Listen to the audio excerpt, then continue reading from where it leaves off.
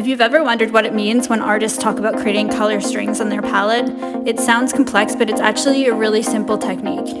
A color string is just a pre-mixed gradation of paint where you add one color into another, usually white, which is to create what's called a tint. But your string can also be used to create a shade by adding black, or a tone by adding gray or another color.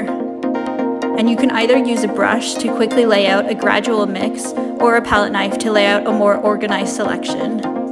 This is mainly a technique for oil paints, but you can do it with acrylics too. Just don't overdo it because you don't want the paint to dry before you get a chance to use it. I find it a really useful technique for portrait painting because I repeatedly tint my colors for the high value colors found in flesh tones. So I like to lay out some of these tints on my palette before I start painting. But it's definitely one of those techniques that saves time for some, but it can waste time for other people depending on how intuitive their color mixing is as they paint. It can also be good for laying out gradations of gray.